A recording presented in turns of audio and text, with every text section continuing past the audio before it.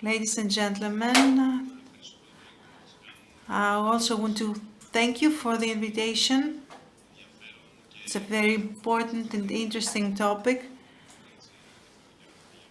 And I think our discussion today is very interesting to everyone. So we've heard some things about the technical characteristics, but I will try to be brief. I don't want to repeat what we already said. But what I can say is that as consultants, we see a little more the technical aspects of the PPAs. We're trying to be the intermediaries and find a solution between the two parties that will be beneficial economically to both. We try to model the financial flows that come out of a PPA so that the project can be financed, can be bankable. And we want to see all the terms from the side of the legal or the technical points and include all those terms in the PPA so that in the end parties will agree on it and conclude, sign it. So what is a PPA? In reality, it's a private agreement. It's a very a complex private agreement. So we're talking about a contract that has to define prices, has to define quantities and durations, which is very important. But since we said it's a complex agreement, in the end of the day, it also has to define where energy will be delivered, what charges are going to be paid by one party and what charges by the other. And we also need to define the mechanism for compensation when there's a breach of obligation from the one party or the other, as well as all the other clauses that has to be included in the agreement so that both parties enter and feel secure in a mutually beneficial agreement. We heard before, of course, depending on the type of PPA that will be selected, the risk involved is different, starting from the as produced, which there's no obligation to deliver a specific quantity at a specific time. This PPA has a lower risk, which affects the price. So one would expect a lower price, and it's very different compared to the baseload PPA, which requires specific quantity to be delivered at a specific price, and that entails a higher risk and in the end a higher price. So the risk that both parties will select in the end depends on their profile, depends on the price that they want to achieve, the price that they want to pay for, or the price they want to be paid. Of course, there are drivers from both sides that make PPAs widely acceptable and make them a good option for all participants in the market. From the side of the producers, we have projects that were not licensed in the last years. And if they are able to get tariffs through PPAs, they will be able to convert this to bankable projects. That's something that they want. And on the side of the consumers, they want two things: the lower energy cost, and sustainability, ESG, and generally green energy. So taking this first part, the marginal cost for many consumers has skyrocketed in the last months. So we could talk and not only about high voltage, but medium voltage as well. There are many medium voltage customers that are facing high energy costs, and it's an important element of their costs in general. So they want to see lower energy costs, and they want to enter into PPAs.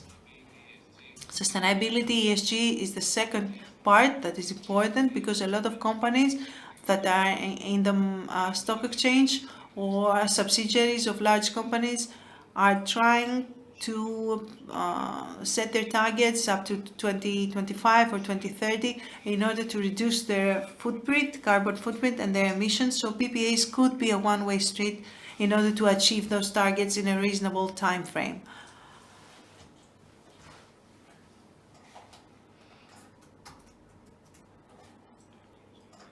Next question, next page.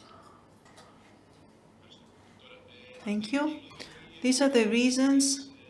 This is what drives the requests for PPAs in the future. It's nothing different in Greece. Of course, the markets abroad are more mature in terms of PPA. There are countries such as Spain, England, or Sweden, Germany, where PPAs are very widely used. Each country has its own profile, its own characteristics, and they select different types of PPAs. For example, in Spain and in England, they mainly select solar PPAs, so photovoltaic energy, and the type is as produced, where Nordic countries select more the wind PPAs that have to do with monthly settlements, monthly baseloads that are determined according to the market prices. So what each country selects has to do with its characteristics, whether or not they have sun, they have wind, or whatever. Now coming to Greece, we see, and as we discussed with our consumers or with producers, we see that what is coming is a fourth-party scheme where the producer sells to the aggregator and the aggregator to the supplier and the supplier to the consumer. This scheme provides security to the entire transactions, it's security of supply, that in the end, whatever the load or the profiling, it will be covered and there will be no problems in offering the energy to the final consumer. So in this scheme, the aggregators play a very important role because there will be the balancing factor between the different parties. Of course, the scheme could be a three-party or two-party, but in the end of the day, it seems more likely that all these stages will be required in order to conclude the agreement, and everyone benefits in this stage. The producers are benefited by making their projects bankable. The banks have projects that they can now finance. The aggregators and providers increase their market share, and in the end, the consumers receive lower prices. Last, from our side, it's not as easy to move into a very speedy and easy transition from the state that we are in today to the PPAs, because there are certain obstacles that need to be surpassed. For example, consumers wish to have shorter periods. They are not happy with 10-year contracts. They are not used to such long-term contracts. On the other hand, perhaps it's the minimum time period that a bank can accept in order to make the projects bankable and have them financed. So there needs to be some middle ground, a cooperation with the banks and with the partner parties, and to review schemes that are being used abroad in order to make things work in Greece. The sooner the better. Another thing, consumers of course want low prices and fixed prices, but that's something that producers cannot easily offer. And when I say producers, I mean aggregators and suppliers, given that no one wants to assume the risk of all intermediary charges and the balancings and clearing. So consumers need to assume part of the risk in order for a PPA contract to proceed. So we also need to find some middle ground here. The other thing has to do with the legal terms, because as we said, the PPA is a very complex private agreement which creates caps, creates pros, includes derivatives, and all this has to be reflected in the legal test, has to be modeled so that all parties, or four parties, can understand what are the cash flows, and the bank knows what are the cash flows before it proceeds with financing. And last, the regulatory and storage.